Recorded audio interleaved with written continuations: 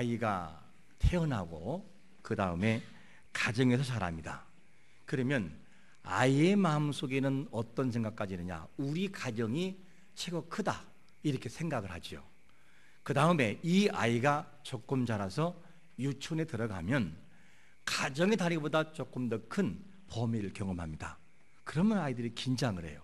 그래서 처음에 유치원에 가면 적응 기간이라고 있죠.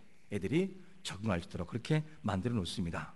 그러다가 초등학교 들어가고 중학교 들어가고 고등학교 그리고 그 이상을 들어가는 다음에 대한민국을 보기 시작하죠. 와, 우리나라가 엄청나게 크다.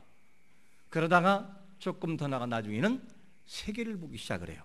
다른 나라를 보기 시작하고 그러면서 세계는 정말 크구나. 그러다가 지구를 보기 시작하죠. 와, 지구는 정말 크다. 이렇게 생각이 들어요. 자, 그러면 지구라고 하는 것이 우주 속에서는 과연 클까? 지구라고 하는 것은 분명히 큰 것은 사실이지만 우주 안에 지구는 너무나 보잘것없는 점에 불과해요. 점. 너무너무나 적은 것이죠. 그래서 앞에 사진 하나 볼 터인데 저 사진이 어떤 사진이냐게 되면 우리 태양계, 즉 태양 지구부터 시작해서 태양계를 중심으로 함께 하고 있는 은하계, 우리가 속해 있는, 즉 태양계가 속해 있는 은하계라는 하나의 그 사진을 쭉 축소한 거예요. 자, 그런데 그 안에 저 은하계 안에는 수많은 별들이 모여 있어요. 수백, 수천억 개의 별들이 모여가지고 은하계를 형성하는데 저 은하계 안에는 그 하얗게 된 이 중심부부터 시작을 해서 여러분들이 봤을 때 왼쪽에 약간 모서리 부분에 있어요. 회오리 바람 부는 것처럼 그 화살표 부분이 어디냐? 태양이 머물러 있는 곳이에요. 그러면 중심부에서부터 태양까지 거리가 얼마냐? 거리가 약 33,000 광년, 33,000 광년이에요. 그리고 그 태양계가 33,000 광년이고 그 지점은 약 3분의 2점에 있어요. 중심부로부터 이 정도의 거리가 있고 은하계는 막대 나선으로 되어 있는데 중심부인 둘레 구가 어느 정도냐? 그 지름이 16,000관년 정도. 그것도 약이에요. 그리고 난 다음에 은하의 중심의 주위에 있는 그 지름이 어떤 것이냐면 98,000광년, 약 10만 광년 되죠. 그러면 광년하면 이게 거리가 측정이 이해가 안 돼요. 그러면 1광년이 어느 정도의 거리일까? 1광년은 빛이 1초에 똑딱 하는 사이에 몇 킬로를 갈까요? 약 30만 킬로미터. 그러니까 똑딱 하는 사이 지구의 몇 바퀴를? 7바퀴 반 돈다고 많이 들었잖아요. 우리가 7바퀴 반. 그 정도 되는데 보통의 30만 킬로면 어느 정도의 속도냐? 고속도로에서 차가 100km가 규정 속도죠. 100km를 왜 몇 배가 빠르냐? 3,000배. 3,000배가 빠른 속도로 그 빛이 어느 정도 가느냐? 1년 동안 직선거리로 계속 가는 거예요. 1년 동안. 그 속도가 뭐냐? 다 도달하는 것이 1광년이에요. 굉장한 거죠. 속도가, 이 거리가. 그런데 이 정도의 거리인데 그런데 태양의 중심부터 은하계 중심부부터 시작해 태양까지가 거리가 38,000 광년이라고 한다면 3만 년 이상 가야 돼요. 빛이 태양까지 오려면 그 정도의 거리예요. 그러니까 한 은하계를 돌려면 약 10만 년 동안 빛이 그 속도로 가야 결국 도달하는 거리예요. 그러면 이것도 물론 학설에 따라 조금 거리가 다르기도 하는데 이것도 약이에요. 약. 그런데 이 정도의 넓은 은하계가 우주 속에는 몇 개가 있느냐? 과거에는 2천억 개가 있다 하는데 요즘에는 발표한 학설들을 보게 되면 약 2조 개라고 말해요. 2조 개. 그러면 대체 이 우주라고 하는 것은 얼마나 넓을까? 그러니까 지금도 우리의 과학의 그 기술과 만원경을 가지고는 우주의 끝을 볼 수가 없어요. 왜? 너무 넓어서 측정이 안 돼요. 불가능해요. 그 정도가 우주라고 한다면, 여러분 이것을 바라본다면 이 우주를 창조하시고 모든 것을 창조하신 하나님은 대체 어느 정도 크신 분일까? 얼마나 위대하고 얼마나 능력이 많고 얼마나 모든 것을 할 수 있을까? 그분은 말씀으로 천지를 창조하신 분이에요. 여러분, 이걸 바라보면 인생들이 정말 우리로부터 점점 우주의 범위에서 우리를 찾아보면 우리는 뭐와 같으냐? 티끌개볼 티끌. 보이지도 않아요. 그런 인생들이 우리라는 거예요. 이런 인생들을 예수 그리스도 하나님 자신이신 그분이, 우주를 창조하시는 그분이 이 땅의 한 개인을 위해 오시고 찾아오시는 것은 기적 중에 기적이요 감사 중에 감사인 걸 믿으시기를 축원합니다. 너무 감사한 거죠. 그래서 로마서 11장 36절에서 뭐라고 말씀하고 있냐면, 이는 만물이 주에게서 나오고 주로 말미암고 주에게로 돌아감이라. 그에게 영광이 세세 있을지어다. 아멘. 모든 것은 누구로부터 나온다고요? 하나님으로부터 나온다는 거예요. 여러분, 우리의 자금을 인정하시고 하나님의 크심을 인정하시기를 축원합니다.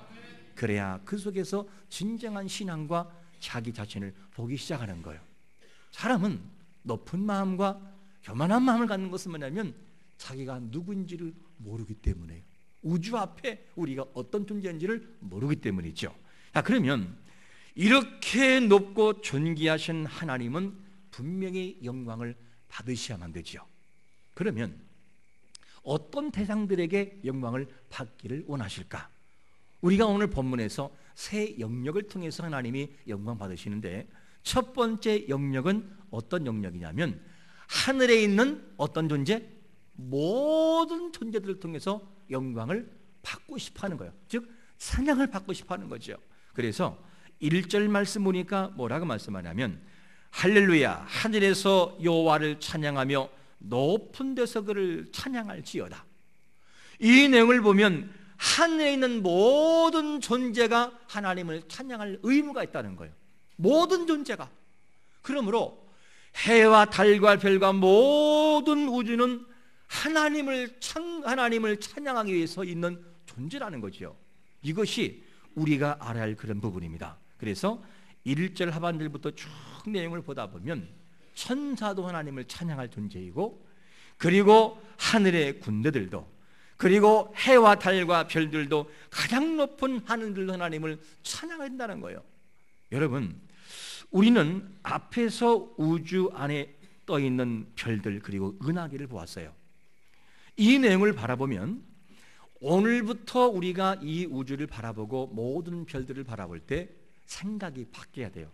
와, 저 별들은 하나님의 그 영광을 찬양하기 위해서 저렇게 반짝거리고 있구나, 이렇게 생각이 바뀌게 되는 거죠.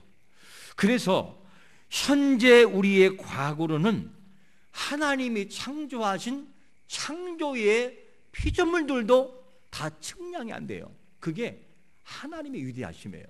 그것이 우주이기도 하고, 그러므로 우리가 항상 기억할 것은 뭐냐면 모든 우주와 모든 만물을 바라볼 때마다 저것은 그냥 스스로 있는 것이 아니라 하나님이 창조하신 창조 피조물이구나.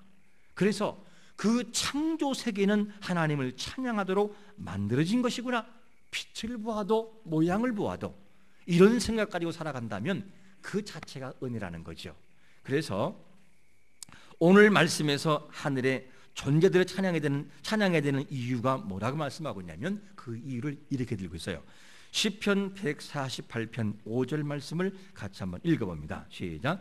그것들이 여호와 이름을 찬양함은 그가 명령하심으로 지음을 받음이로다. 하나님이 명령해서 우주가 있고 모든 것이 있으므로 그 모든 것들은 하나님께 지음받은 존재이므로 찬양할 의무가 있다는 거예요. 그게 뭐예요? 우주라는 거예요. 모든 것이라는 거예요. 이것이 뭐냐? 하늘에 떠 있는 모든 것들이라는 것을 알 수가 있습니다. 그래서 지음받은 존재는 하나님을 찬양하는데 이 찬양이 한 번 하고 끝나느냐? 그렇지 않다는 거예요. 찬양할 이 원문을 좀 원문의 뜻을 빌리자면 찬양할 이라는 단어가 무슨 단어냐면 할랄이란 단어인데 이 단어는 우리가 보게 되면 구조를 보면 3인칭 남성 복수 미완료 아직 끝난 것이 아니라는 거예요. 어떤 것이냐게 되면 하나님을 찬양하는 것은 끊임없이 계속적으로 찬양해야 된다는 거예요. 그게 뭐냐? 하늘의 존재들이 찬양할 모습이라는 거죠. 여러분, 하늘의 모든 존재가 찬양하듯 우리 모두 하나님을 찬양하는 자가 되시기를 축원합니다. 그게 우리의 모습과 그리고 우주의 모습이라는 거죠. 이걸 바라볼 때 빛을 볼 때도 새롭게 보고 아름다움도 새롭게 봐야 되는 것이 맞다는 것이죠.